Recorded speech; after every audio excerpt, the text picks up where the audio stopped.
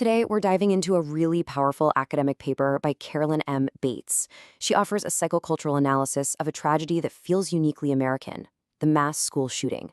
Her argument is that the shooting at Uvalde, Texas, might just represent a critical turning point, and we're going to break down exactly why she thinks that. This is the haunting question Bates opens her analysis with. It's a question that just hangs in the air in America after every one of these events.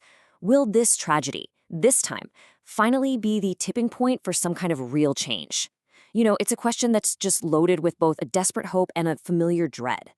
Because history, well, it shows us a really grim pattern. The slaughter of 20 little kids at Sandy Hook?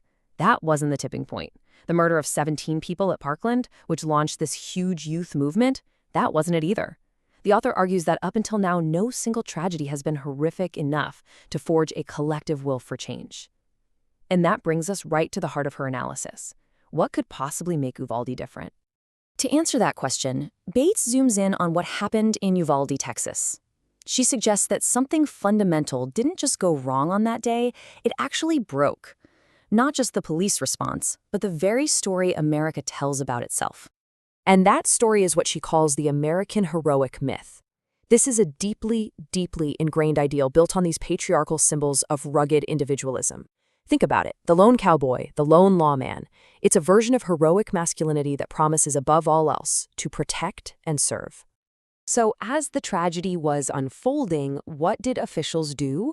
Well, they tried to reinforce that exact myth. They put out these reassurances, painting a picture of confident heroes on the scene, handling business, holding that myth up for everyone to see. But that myth just shattered against one stark fact. For 80 minutes, as children were inside their classrooms calling 911, nearly 400 law enforcement officers were waiting outside. In that agonizing stretch of time, the heroic narrative didn't just fail, it publicly and catastrophically collapsed. And right here, this is the crucial point of the whole analysis. Bates proposes that the public failure of this foundational myth is precisely what makes Uvalde different. It created a crack in the system, because as she says, if you want to change a system, you first have to challenge the myth that holds it up. Now, a heroic myth like this doesn't just exist in a vacuum. The author argues it's propped up by these incredibly powerful cultural and political structures that we really need to understand to get the full picture.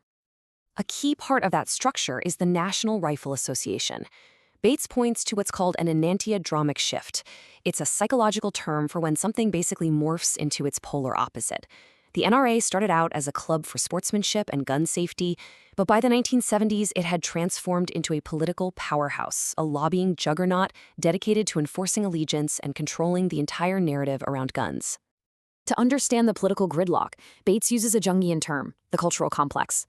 Think of it as this potent web of stories and emotions that gives a group a sense of simple, black and white certainty. It explains why the arguments get so hyperbolic and impossible to solve, because they stop being about facts and become about defending a core part of your identity. And that leads to what the author calls a totalitarian psyche. Now, this isn't about a political system, it's a state of mind that can pop up on any side of an argument. It's a mindset where there's just no room for nuance, no room for reflection. It actively works to crush what she calls the third position, that space in the middle for dialogue and compromise, leaving only an us versus them battlefield. Okay, so let's shift gears now. We've been looking at this huge cultural landscape. Now let's zoom all the way into the internal world of the individual perpetrator, because Bates argues these two things are absolutely inextricably linked.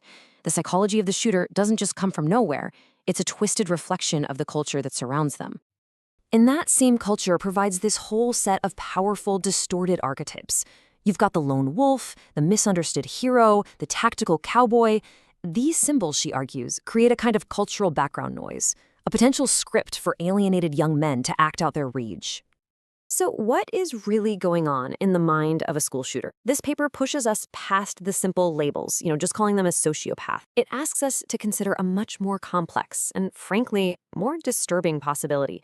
Is this a kind of profound vulnerability that has just curdled into something absolutely monstrous? The key psychological driver that Bates identifies is something called malevolent envy.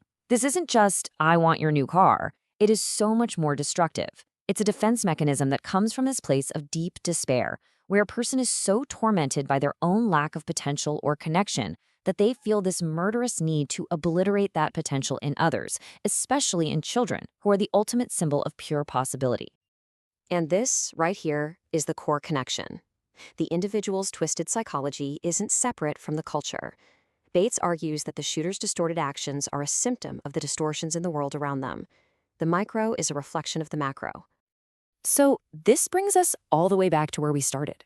If the problem is rooted this deeply in a nation's story, then the solution, as difficult as it might be, has to involve challenging and ultimately changing that story. So the author's argument really lays out this narrow but potential path forward. Step 1, recognize that American gun culture is being propped up by this heroic myth. Step 2, understand that at Uvalde, that myth publicly, catastrophically failed. And that failure, that crack in the narrative, creates an opening to challenge the myth and, by extension, the entire system that it supports. The analysis leaves us right here, with this incredibly profound and unsettling question. Bates' theory is that Uvalde might be a turning point because it so brutally exposed the failure of a national myth. The question for all of us, then, is, what happens next? What new story can emerge from the ruins of the old one?